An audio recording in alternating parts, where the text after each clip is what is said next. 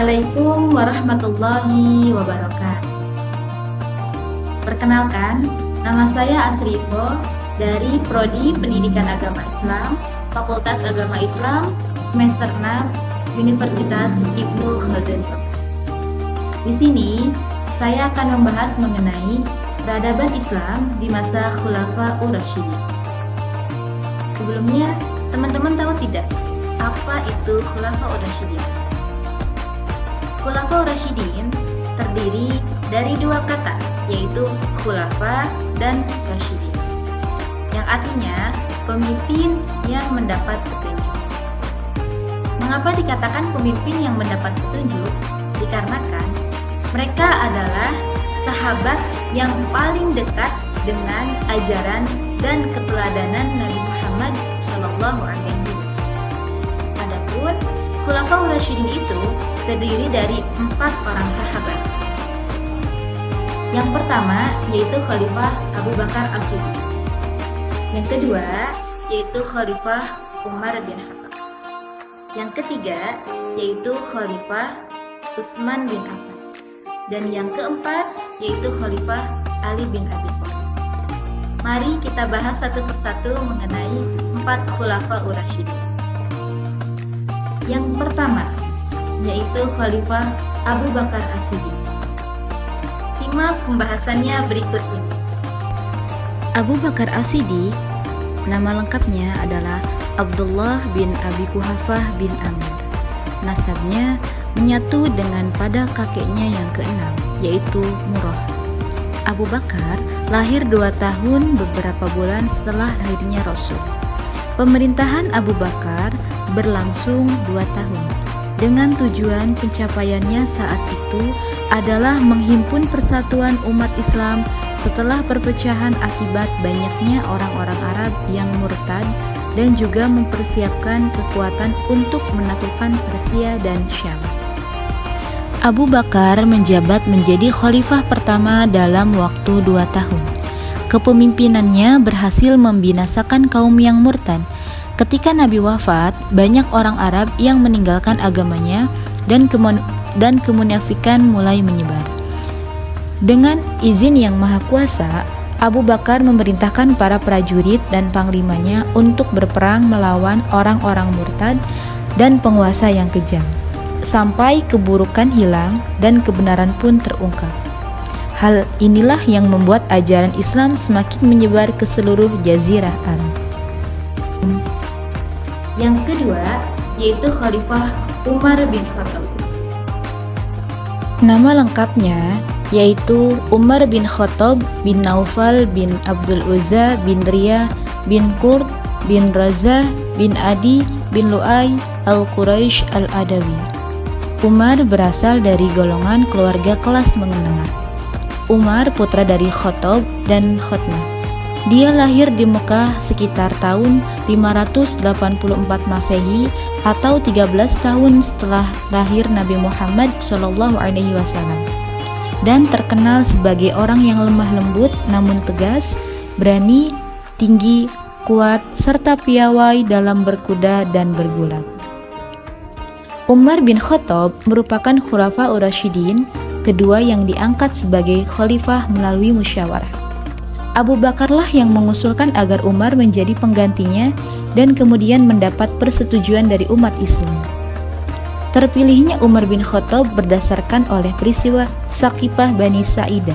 Pemuka Ansor dan kaum Muhajirin mengaku sebagai kelompok yang sah jadi khalifah, dan saat Islam baru saja menertibkan kaum murtad.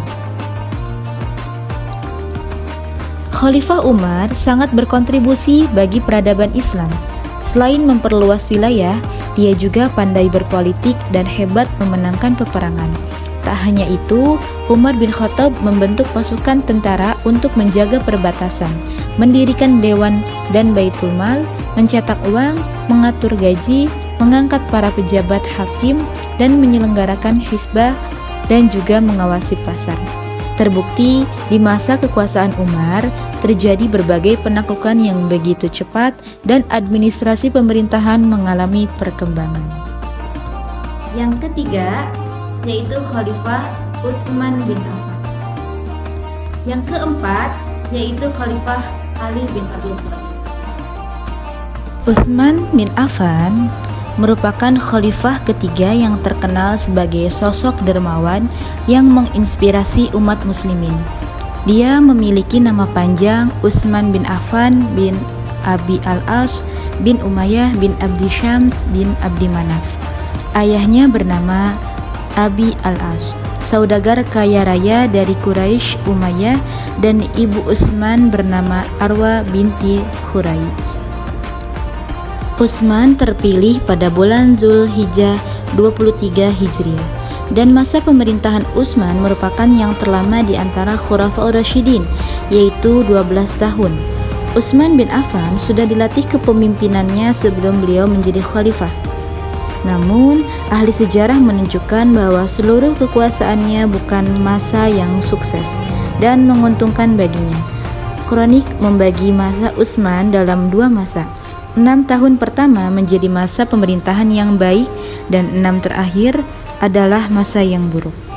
Meski begitu, kekhalifahan Utsman bin Affan mempersembahkan karya terbaiknya pada umat Islam, yaitu membukukan Al-Quran. Untuk mengakhiri perbedaan pembacaan Al-Quran, redaksi mensalin beberapa mushaf Al-Quran untuk dikirim ke berbagai daerah untuk panduan akurat. Yang keempat yaitu Khalifah Ali bin Abi Thalib. Ali bin Abi Thalib merupakan khalifah keempat dalam Khulafaur Rasyidin. Ali terpilih jadi khalifah yang menggantikan Utsman bin Affan. Pembunuhan Khalifah Utsman bin Affan menimbulkan krisis di dunia Islam yang kemudian meluas ke wilayah Persia dan Afrika Utara. Para pemberontak menguasai Madinah dan tak ada pilihan lain kecuali Ali yang diangkat menjadi khalifah. Sebenarnya Ali menolak, namun Zubair, Abdurrahman, dan Tolha memaksa hingga Ali bersedia menerima baiatan mereka dan menjadikan Ali satu-satunya khalifah yang dipilih secara massal karena pemilihan khalifah sebelumnya berbeda. Baik, tadi teman-teman semua sudah menyimak pembahasan mengenai 4 Khulafaur Rasyidin. Kesimpulannya, kehidupan Islam atau peradaban Islam di masa Khulafaur Rasyidin ini sangat berkembang dengan pesat. Ini ditandai dengan kemajuan-kemajuan yang terjadi di berbagai bidang, seperti perluasan wilayah, pencetakan uang, pembangunan armada laut, pembentukan Baitul Mal, dan banyak sekali dan lain-lain. Khulafaur Rasyidin merupakan sahabat Rasulullah Shallallahu Alaihi Wasallam yang menggantikannya setelah beliau wafat, dan mereka merupakan pemimpin yang jujur, adil, amanah, bertanggung jawab, dan bijaksana. Itulah mengapa kepemimpinan mereka sangat sukses dalam kurun waktu yang singkat. Dan sejatinya, sebagai umat Islam, mari kita contoh pemimpin-pemimpin kita yang patut untuk diteladani. Kenapa? Karena supaya kepemimpinan kita menjadi kepemimpinan yang ideal. Dan